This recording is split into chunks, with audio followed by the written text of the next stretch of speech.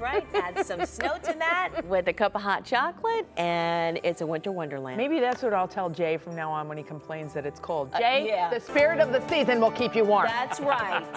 May the I spirit be understand with you. that 20-foot snowman is actually visible from the International Space Station, which is kind of cool. That's what they said. They enjoyed it as they flew over snow. Yeah, they get to see it every time they lap the Earth. There it is, down there in snow. Right. I just imagine if it was a husband that decorated, the wife comes home, she's like trying to pull in the garage. She's like, what on earth? What? 20-foot snowman. It's getting out of control. Right, something newer every year. That's great.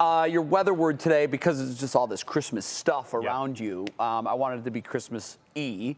So mistletoe. Okay. And yeah. This one might be one that you conveniently forget to squeeze in there. Absolutely. It's not like we have any weather coming our way. Live shot CSU cam right now. We've had the gray skies last 2 days. I want to say I'm sorry. It's not like we're responsible. It's spitting some rain and snow out there, reduced visibility. This is nothing we can't handle. Northeast Ohio, right? We got this.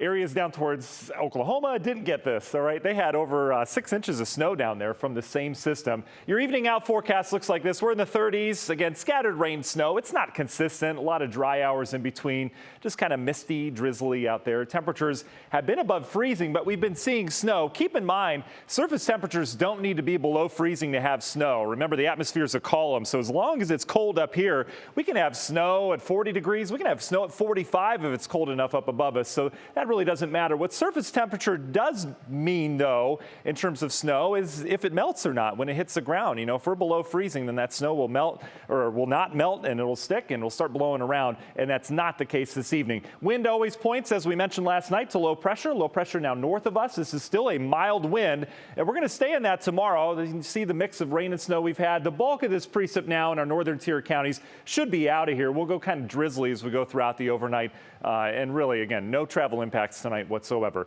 Bigger picture, though, tells a different scene. Doesn't look like much is coming our way. It looks like the bulk of it's out of here, right? But look at all this kind of lingering moisture here. You also notice that little subtle wave of energy coming out of the Montana area. This has cold air with it, even for this time of year. And this is going to head all the way down to the Gulf Coast. Entire eastern half of the country, even out towards the west, going to be anywhere from 15 to 20 degrees below average. This is a cold shot, and for everyone.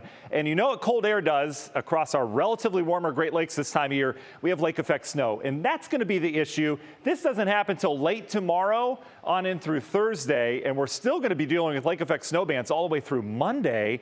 But where they go, that's the big question. So big picture, you notice how as we go through time, we get these lake effect bands. They waffle back and forth. Sometimes they're out over the lake. Sometimes they come inland.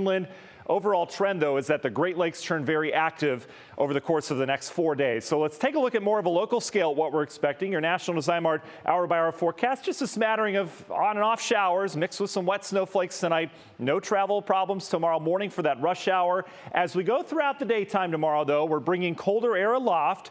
Surface temperature still above freezing, no problem, right? But as we bring that colder air aloft, we'll likely start to establish an east-west snow band. Could be mixing with rain at times because our temperature is still mild, but as we go throughout the day tomorrow, this is really what we're watching, is this band get established. We'll likely have some heavier snow as we get colder later in the day tomorrow. That would target Lake Geauga, Ashtabula County, depending on where this sets up. And then all indication is we have a trough or a wind shift tomorrow night. That brings all of this inland, and that's where your heavy snow lies, and that's where the impacts could start in the snow belt, especially east of Cleveland. Again, that's tomorrow night into Wednesday. Everyone else clear and cold. That's it. On Thursday, we get some more lake effect snow bands developing as we reorientate those winds. A lot of that later on this week is going to head up towards the Buffalo area. The Browns have a game up there. That's going to be a snowy one. So here we go. Your week ahead looks like this. Scattered rain and snow as we go throughout the day tomorrow. Here's your lake snow tomorrow night into Thursday, and then it should push north as we get into the weekend. And again, this is around all weekend long. Look at Buffalo. They're just going to get drilled. We're probably 20, 30 plus inches of snow. That Browns game is going to be an interesting one. All right, well, if you've got nothing else to do other than looking at this forecast, go grab some mistletoe and stand underneath it and kiss your honey. How about that? That is so random. There you go. Union Home Mortgage 7-day forecast. We're down into the 20s. You'll need that mistletoe on Saturday, and then we warm up into next week. Thanksgiving at this point looking mild, guys. Could have some rain around, but it does look to warm up. Carmen?